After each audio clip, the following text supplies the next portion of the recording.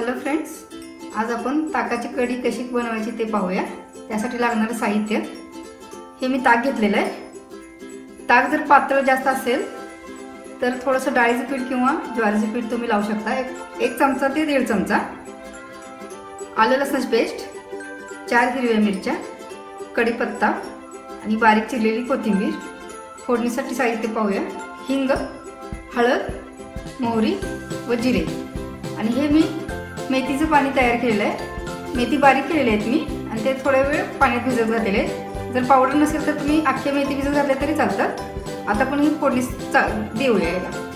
मी आता हे पातेलं तापत ठेवलेलं आहे। तोपर्यंत मी ताकामध्ये चवीपुरते मीठ व साखर घालते। मीठ,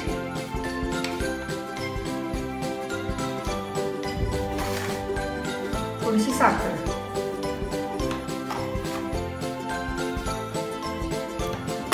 हे चांगलं व्यवस्थित असं मिक्स करून घेऊया।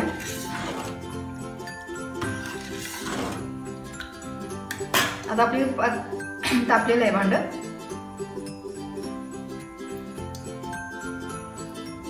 थोडंसं तेल टाकूया। तेल चांगलं तापलं नंतर त्यात मोहरी, जिरं, अर्धा चमचा जिरं टाका।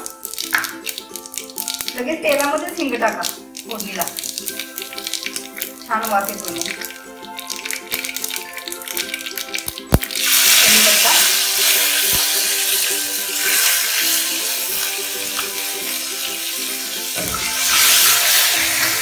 आलं लसूण पेस्ट,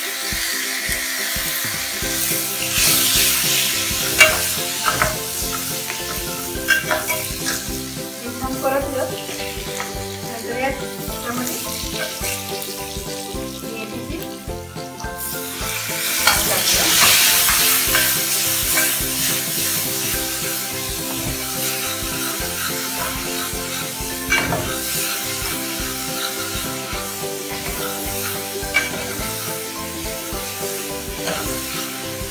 आलं लसूण वगैरे सर्व चांगलं छान परतलं ना, नंतर याच्यामध्ये थोडीशी हळद,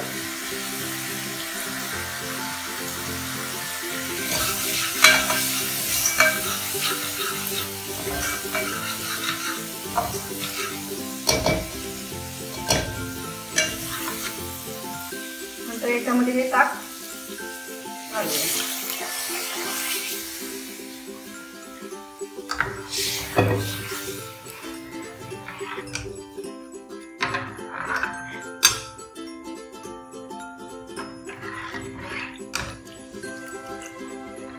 आणि कढी जास्त उकळू द्यायची नाही। एकदम थोडासा साइडून असं उकळताना दिसलं की गॅस बंद करावा, नाहीतर ती अशी फाटल्यासारखी दिसते।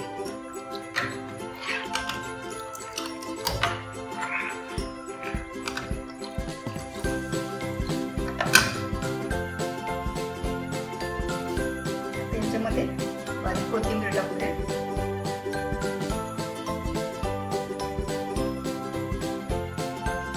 आणि अधून मधून याला सारखं ढवळत राहूया, छान मिक्सर होऊन जाईल।